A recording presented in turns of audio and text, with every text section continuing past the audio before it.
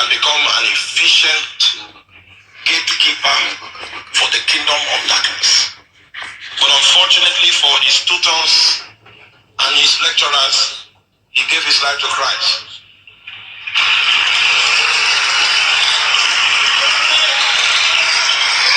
After the investment of lectures and education that he received from the kingdom of darkness, somehow he lost taste for what he was prepared to receive.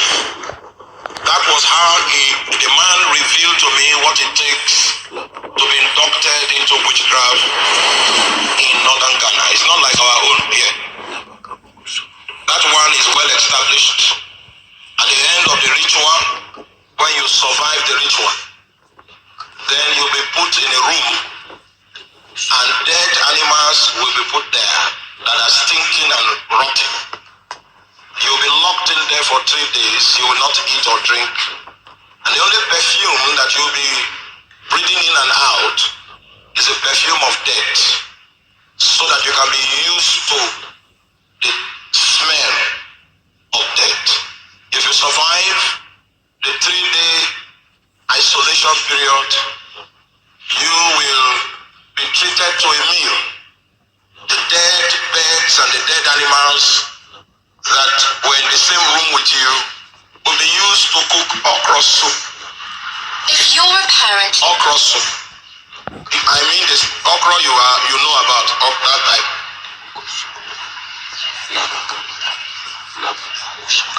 And there will be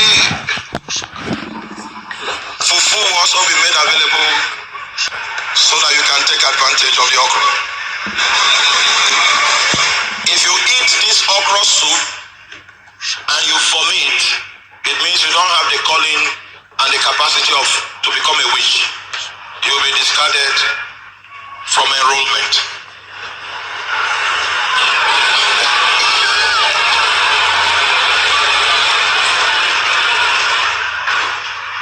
If you eat the okra soup and you'll be compelled to partake of the delicacies of the meat that is in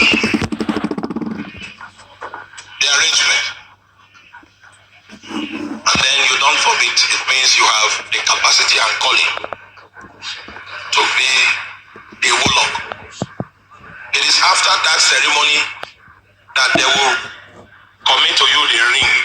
The moment they put that ring on your hand, you will be more sensitive to the demonic realm than you are sensitive to the natural realm.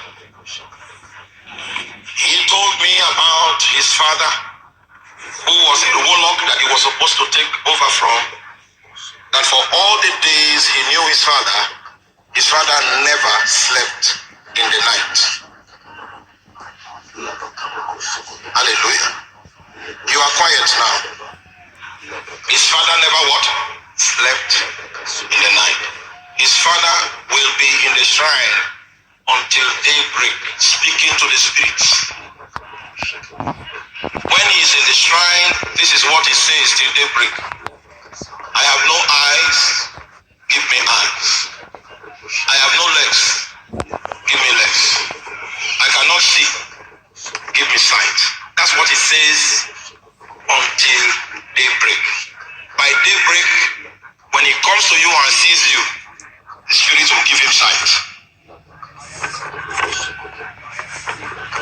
His father only sleeps in the afternoon and he sleeps for 3 hours. I'm just trying to make you understand that all of us in this room, we might fail witchcraft tests in Ghana.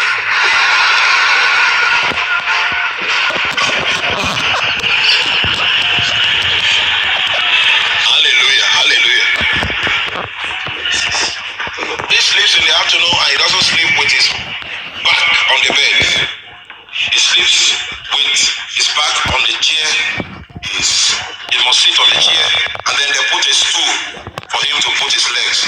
Then he will stretch his legs. That was his position for sleeping until the day he died. And the reason why he died was because the spirits were angry with him, that he was not able to disciple his child and make him inherit the altar. That's how the spirits came and fought him. Now I'm telling you this so that you will know that the people that serve darkness, they are committed to Satan. Most of us come to church, and church is like a thing of convenience. We do not accept the government of the Lord Jesus Christ.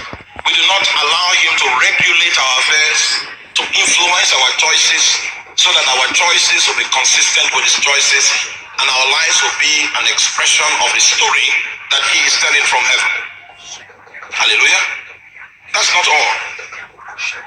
The warlock to be said there were only three categories of people that had the ability to contend with witchcraft power.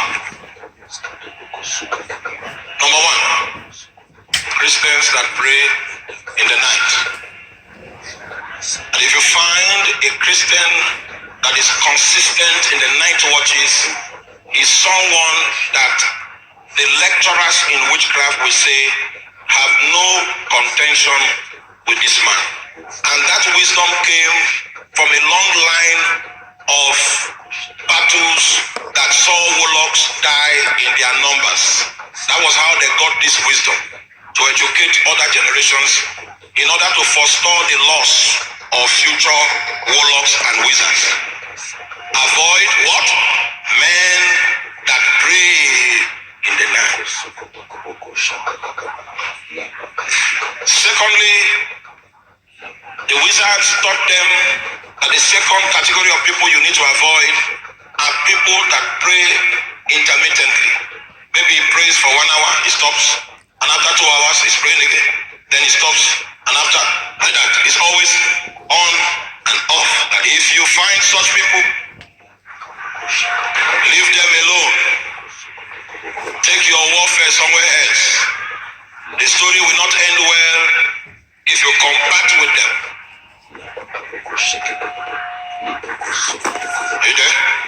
Thirdly, they were instructed there is a third category of people that you should not have any contention with, and those are there that pray for long hours. Now, among these three categories of people that I mentioned, you must be one of them. If you are hoping to be able to establish anything with the Lord that is worthwhile, that is worth destiny, then one of these three or all of these three must be the description of your life. The reason why I brought this little discussion I had with a man in Ghana is because of the teaching that I want to bring to you tonight.